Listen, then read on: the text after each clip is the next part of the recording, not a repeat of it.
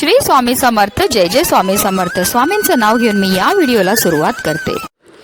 हिंदू धर्मशास्त्रात अधिक मासाला अत्यंत पवित्र आणि फलदायी मानले जाते. सन 2026 मध्ये हा पुण्यपर्व काळ ज्येष्ठ महिन्यात आला आहे. याला अधिक ज्येष्ठ मास असे म्हटले जाते. त्याची कालावधी 17 मे 2026 ते 15 जून 2026 असणार आहे.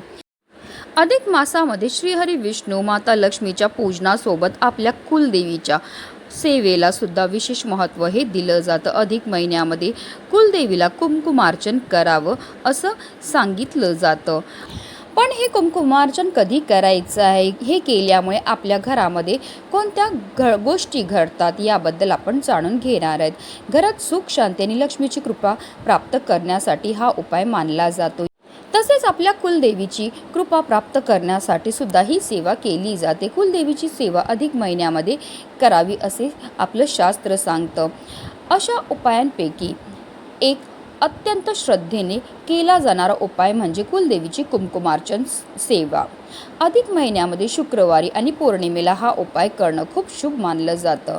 म्हणूनच या व्हिडिओमध्ये आपण अगदी सोप्या भाषेत जाणून घेणार आहेत की कुंकुमार्चन म्हणजे काय, ते कसं करावं, कोणत्या वेळेस करावं, कोणत्या चुका टाळायच्यात याबद्दल महत्त्वाची आणि सविस्तर माहिती मी तुम्हाला या व्हिडिओमध्ये देणार आहे. तर व्हिडिओ पूर्ण पहा. आणि जर तुम्ही माझ्या चॅनलवर नवीन असतील तर चॅनलला सबस्क्राईब करा आणि शेजारी बेल आयकॉनसुद्धा प्रेस करा, जेणेकरून तुम्हाला माझ्या नवनवीन व्हिडिओचं नोटिफिकेशन हे मिळत राहील आणि तुम्ही एक पण व्हिडिओ मिस करणार नाही.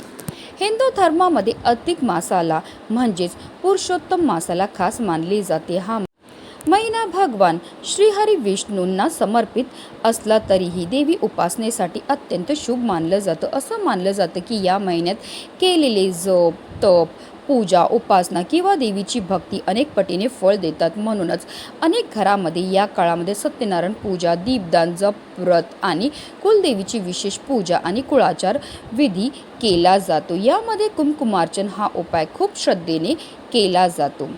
आता कुंकुमार्चन म्हणजे काय, तर अनेकांना हा शब्द नवीन वाटतो, पण हा उपाय कुलदेवीला प्रसन्न करण्याकरता केला जातो.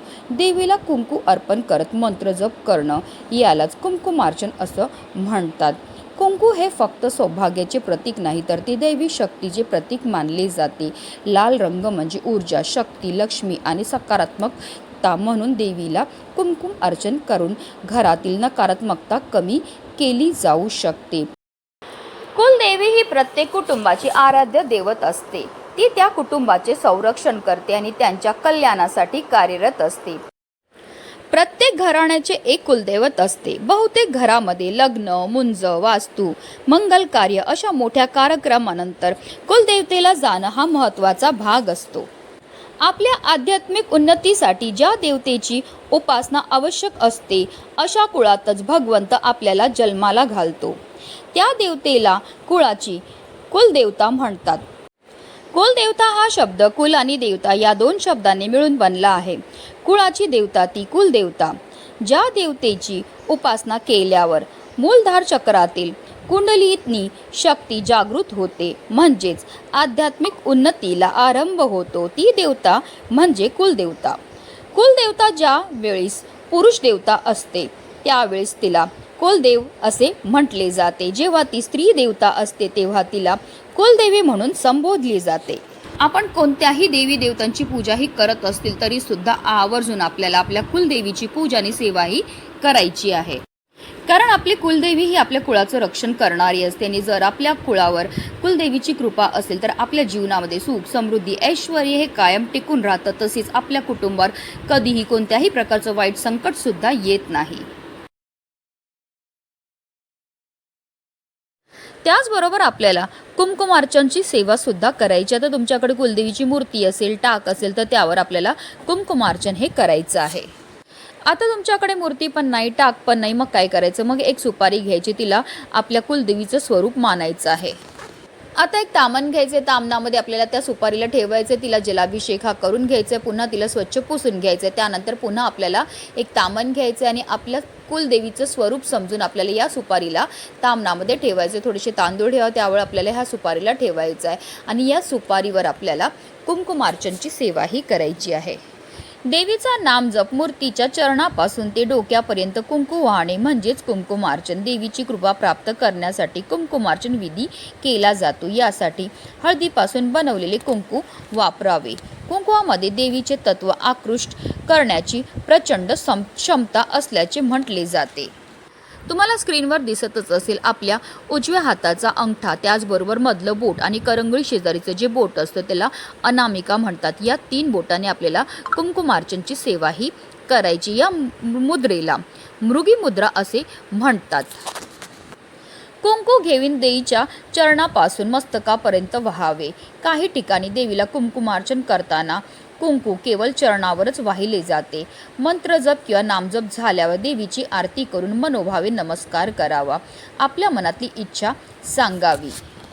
आता जर तुम्ही देवीची मूर्ती घेतली असेल तर संपूर्ण दिवसभर, संपूर्ण रात्रभर त्या कुंकुवामध्येच आपल्याला देवीच्या मूर्तीला किंवा सुपारीला ठेवायचं आहे. दुसऱ्या दिवशी आपल्याला देवीच्या मूर्तीला पुन्हा पूर्वी तिच्या स्थानावर ठेवून द्यायचं आहे किंवा सुपारी असेल तर सुपारीला काढून घ्यायचं आहे आणि ते कुंकू जे आपल्याला एका डबीमध्ये भरून ठेवायचं आहे. हे कुंकू पुन्हा आपल्याला पूजेमध्ये वापरता येणार नाही.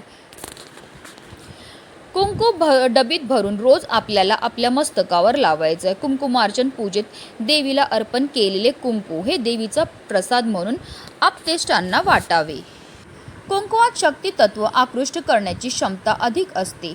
देवीच्या मूर्तीला कुंकुमार्चन केल्यावर ती जागृत होते. जागृत मूर्तीतील शक्ती तत्व कुंकुवात येते. नंतर ते कुंकू आपण लावल्यावर त्यातील देवीची शक्ती आपल्याला मिळते.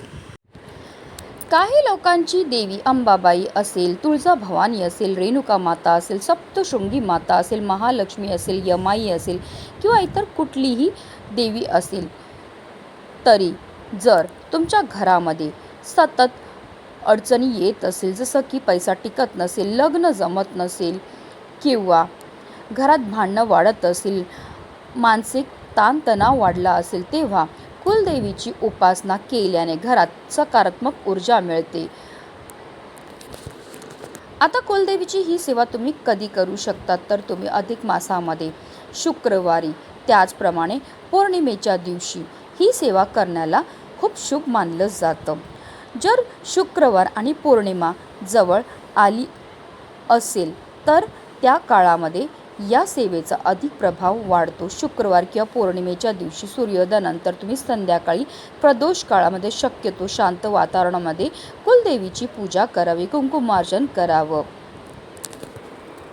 कुंकुमार्चनची सेवा करून झाल्यानंतर आवर्जून देवीला गोडाचा नैवेद्य हा आपल्याला दाखवायचा आहे. तुम्ही खीर नैवेद्यामध्ये दाखवू शकतात, बत्ताशे दाखवू शकतात किंवा इतरही जो पण पदार्थ तुम्हाला जमत असेल तो देवीला नैवेद्यामध्ये द्यायचा आहे. कुलदेवी ही आपल्या कुळाचं रक्षण करणारी असते आणि जेव्हा अशा विशेष तिथीला आपण आपल्या कुलदेवीची पूजा करतो, सेवा करतो, आराधना करतो, त्यामुळे आपली कुलदेवी ही आपल्यावर प्रसन्न होते. जर तुमच्या घरामध्ये वारंवार भांडणं, कलह, आजारपण येत असेल किंवा बऱ्याचदा मुलांचा विवाह जुळण्यामध्ये अडचणी येत असतील तर आवर्जून ही सेवा जी आहे ती प्रत्येकाने करायची आहे. तसेच ही कुंकुमार्चनची सेवा करताना आपल्याला काही नियमांचं किंवा काही चुका ह्या आवर्जून टाळायचं आहे. जेव्हा आपण कुंकुमार्चनची सेवा करणार तर आपल्याला पूर्ण शुद्ध मनाने ही सेवा करायची आहे. आपल्या घरामध्ये कोणत्याही प्रकारचं भांडण, क्लेश होणार नाही याची आपल्याला काळजी घ्यायची. तसेच कुंकुमार्चनची सेवा करताना चुकूनही कुंकू जी आहे ते आपल्याला जमिनीवर सांडायचं नाही आहे. तर अशी ही छोटीशी माहिती होती जी प्रत्येकापर्यंत पोचावी म्हणूनच हा व्हिडिओ तयार केलेला आहे. म्हणूनच व्हिडिओ जास्तीत जास्त लोकांपर्यंत शेअर करा जेणेकरून प्रत्येकाकडनं ही कुलदेवीची सेवा झाली पाहिजे हीच मनामध्ये इच्छा. श्री स्वामी समर्थ. जय जय स्वामी समर्थ.